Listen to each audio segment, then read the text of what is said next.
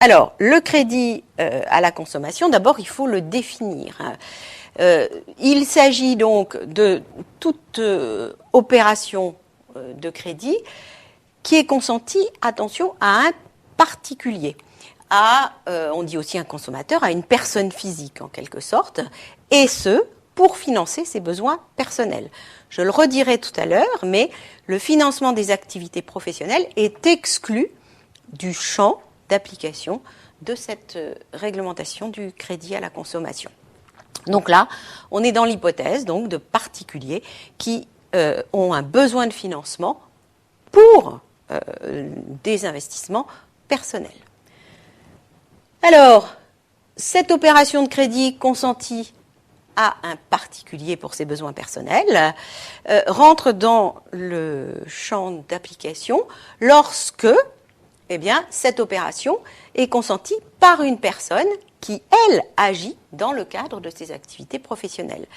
Si un ami, un parent prête de l'argent à quelqu'un, on n'est pas dans ce cadre-là. Pourquoi ? Parce que celui qui prête, dans cette hypothèse-là, il le fait, comme on dit, dans une intention libérale pour rendre service et non pas dans un but lucratif, pas dans le cadre, en tout cas, de ses activités professionnelles.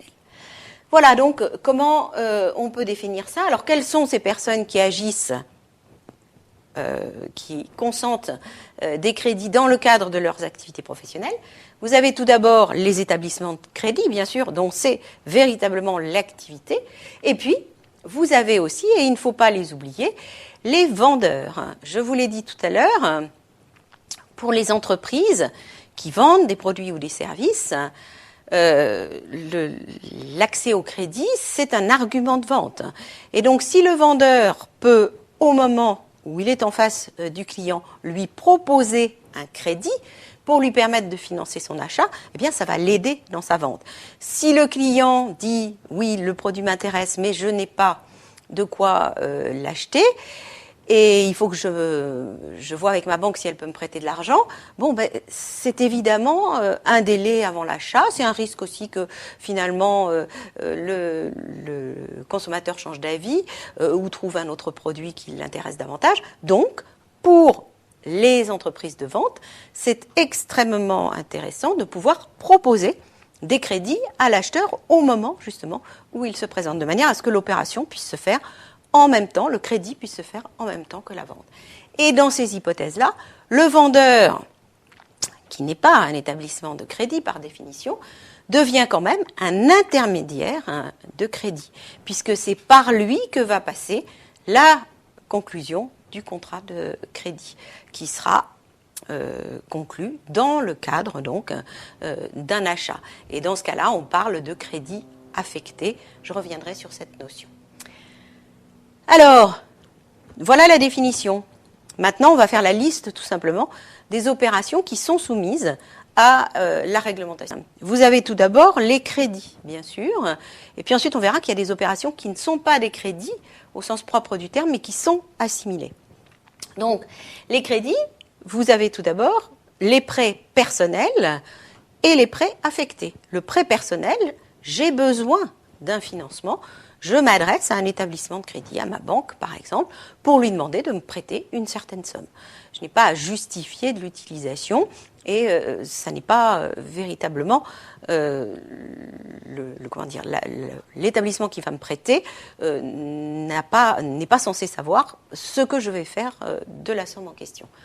Deuxième hypothèse, je veux obtenir un crédit pour l'achat d'un véhicule.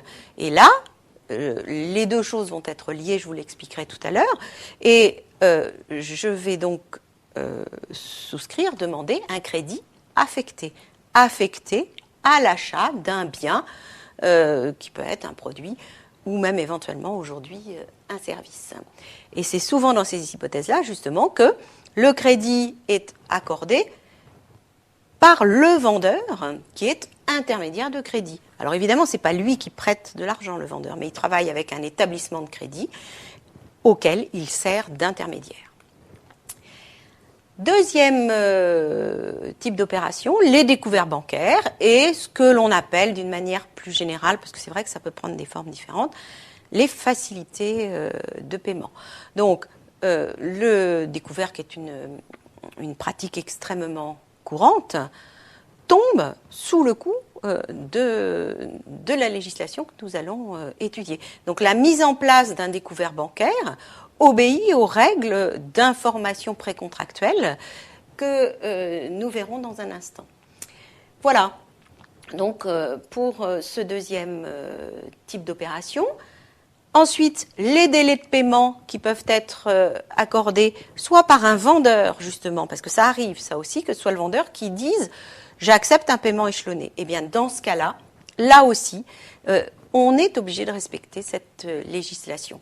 Mais vous avez aussi une variante de ces délais de paiement qui est la délivrance par la grande distribution de cartes qui permettent, juste ce qu'on appelle des cartes de paiement, ce n'est pas des cartes bancaires, c'est autre chose, des cartes de paiement qui vont permettre soit de payer en une seule fois, soit d'échelonner le paiement des achats que l'on a fait au sein de l'enseigne.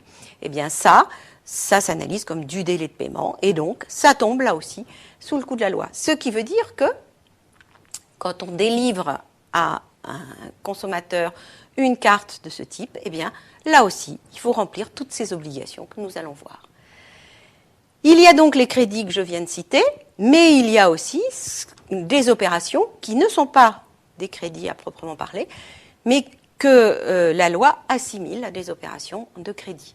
Deux cas, l'allocation-vente, qui est une opération juridique d'une nature particulière, qui consiste à associer un contrat de location d'un bien assorti d'une promesse de vente de la part du propriétaire et assorti d'une promesse d'achat de la part du locataire. Donc là, il y a une opération vraiment d'une nature très très particulière qui va permettre d'acquérir un bien dont on est au départ locataire, mais qu'on s'est engagé à acheter et que le propriétaire s'est engagé à vendre à l'issue donc du contrat de bail. L'intérêt, c'est que les loyers payés, j'ai dit contrat de bail, je devrais dire contrat de location, parce que là, on ne parle pas d'immeuble, je vais le préciser tout à l'heure. Les loyers payés vont venir finalement en déduction du prix qui sera payé à l'issue de la location. Et puis, vous avez une autre opération assimilée qui est la location avec option d'achat. Ça y ressemble, mais ce n'est pas tout à fait la même chose, puisque là, on est en présence d'un contrat de location assorti d'une promesse de vente. Le vendeur s'engage à céder le bien à l'issue du contrat. Et par contre, pour l'acheteur, c'est une possibilité d'achat, c'est une option. À la fin du contrat, le locataire pourra soit lever l'option et acquérir le bien, soit renoncer à cette faculté, et donc ça mettra un terme à la relation contractuelle.